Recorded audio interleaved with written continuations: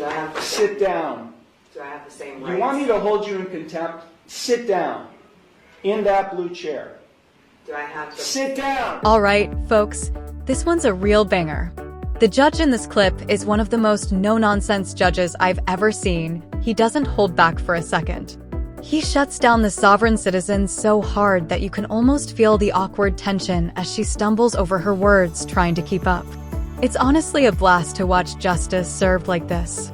Big shout out to old Squishy Gardner for finding this absolute gem of a clip. Also, I'm curious, what do you guys think? Are sovereign citizens just funny, or do they actually make your blood boil? For me, it's kind of a mix. Anyway, let's dive right into this heated exchange. Here we go. Ma'am. I'm sorry. I'm just trying to get my stuff situated so it's ready.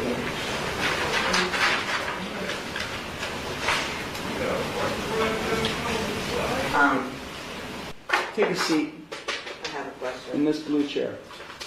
Do I have Sit down. Do I have the same rights? You want me to hold you in contempt? Sit down. In that blue chair. Do I have to Sit down! there? One more time. Sit down.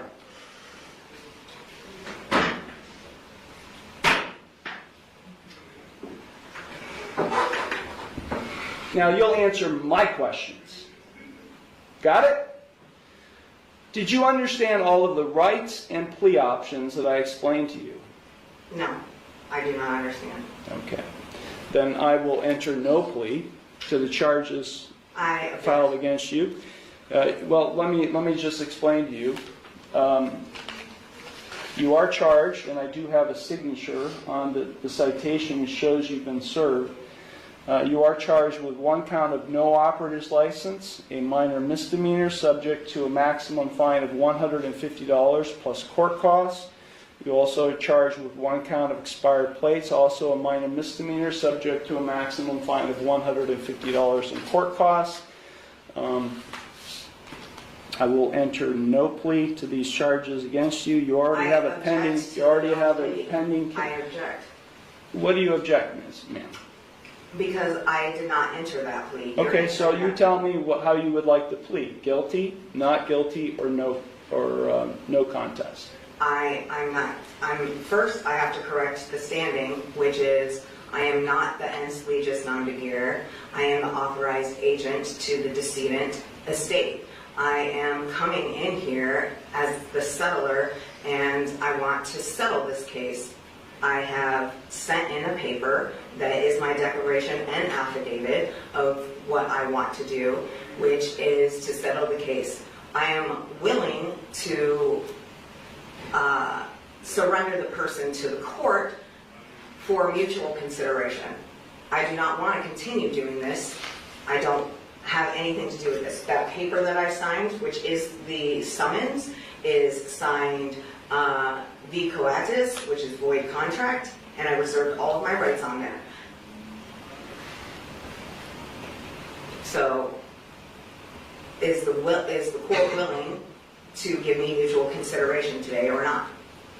I will enter no plea on your behalf to these charges. I've given you 3 plea options to plead. No, I do not recognize anyone in this court. Okay, well, I don't recognize you or the bailiff or anybody else in this court. I do not understand. I will set this case for a bench trial, and we'll get this set. I have the right to a trial by jury. Okay, no you don't, not in this case. Yes. Now these are not jailable offenses, ma'am. You don't have a right to a trial by jury in this case. You already have a jury trial scheduled in another case, but then because you're facing jail time in that case. But in this case, you're not facing jail time, only a fine and court costs. Anything that is above $25 in a court of law has the right to a jury by trial, which is involuntary. Involuntary can't be violated, basically, is what it means. So I have the right to a jury by trial. All right, so the sovereign citizen here is claiming she has a right to a jury trial. But let me break this down for you. The Sixth Amendment guarantees the right to a jury trial in criminal cases, but like the judge pointed out, it only applies when there's a possibility of jail time. Since this girl is only facing civil charges, no driver's license, no valid plates, This is a non-jailable offense, so a jury trial isn't even an option. Honestly, I think she should have just gotten a lawyer. She's really just looking at fines, with no jail time on the table at all. But what do you guys think about the judge's approach so far? Is he being fair, or is he being too harsh on her? Drop your thoughts in the comments and let's keep this going. Of my peers. No, you don't. Yeah. We're going to set it for trial, and you're going to go to the clerk's window, and they're going to give you a trial date. Okay? So, Then I'm just going to surrender the person to the court because I'm not coming back. I don't know what that means. You do know what that means. I don't know what that means. I am not the ens legis non de guerre. I told you I that. don't know what that means either, ma'am. I've been practicing law for 36 years, and what you've just said to me has no meaning to me whatsoever. So, great. Yeah. So Ma'am, if you don't leave the courtroom, and if you don't go to the clerk's window to get a trial date, I'll have you arrested and hold you in contempt of court. With what contract? There is no contract. I know You're looking at the contract. You're looking at the one who's going to be able to, has the authority to be able to put you in jail and I'll hold you in contempt. So let me say it one last time, because we have other cases to handle today. If you don't leave the courtroom and go to the clerk's window and get a trial date, which is what I'm scheduling in this case, I will hold you in contempt of court and I'll have you arrested. So, contempt of court for what? What contempt? For not doing what I'm telling you to do, which is to go to the clerk's window and to get a trial date. You're the trustee and I'm the beneficiary. No, there is no trust relationship here. No, there isn't. I've drafted many trusts, and there is no trust relationship between the judge and you, the defendant. Yeah, because you are not the beneficiary, and nor am I the trustee. Yes. Yeah, that's just not how it works, man. It Not is. how it works. You either go to the clerk's window now and get a trial date, or I'll have you taken into custody now. You got it?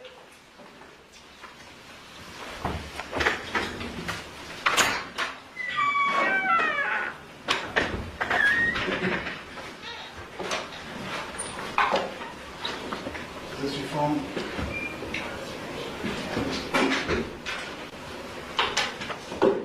Once again, huge thanks to old Squishy Gardner for finding this clip.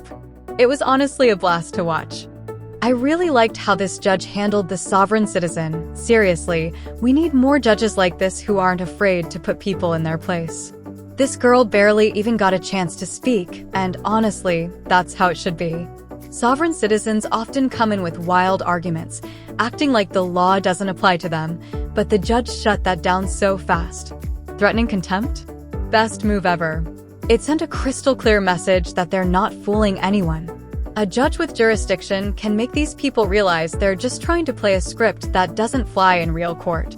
Sovereign citizens don't have any special rights to exempt them from the legal process, and their claims that they're not subject to the law are based on misunderstandings, or, more often, outright nonsense. When people try to use these sovereign citizen arguments in court, it's frustrating because they're clearly trying to game the system. It's almost like they think that if they say the right magic words, the court will just let them off the hook, but I've never seen that actually work. Have any of you? I honestly don't think there's ever been a case where that approach worked. The law's pretty clear. You have to follow the rules or face the consequences. Sovereign citizens love to pull these loophole arguments, but in the end, they're just wasting time. The judge here made it clear that wasn't going to fly. What I really appreciate about this judge is how he maintained control of the situation. Sovereign citizens tend to ramble on, trying to convince the court that they're exempt from everything, but the judge didn't let her derail the whole process. He called her bluff, and that's exactly what needs to happen more often. It's frustrating to see judges who don't have that same backbone. You often see a soft judge and a crazy sovereign citizen, with the sovereign citizen just talking over the judge, and the judge having no power in the room. It's honestly bizarre, and I don't understand why those judges don't stand up for themselves or threaten contempt like they should. Let me know what you guys think about these sovereign citizens. Do you think they're mentally ill, or are they just trying to weasel their way out of the court system? It's tough to tell if they genuinely believe their own nonsense or if they're just trying to avoid the consequences of their actions. Either way, it's always entertaining to see how judges handle these situations. Personally, I think there's a bit of both going on. Some genuinely believe it, while others are just trying to avoid the law. But if you guys enjoyed this video and want more content like this, don't forget to hit that like button and subscribe. Let me know your thoughts in the comments. What do you think about this judge's approach?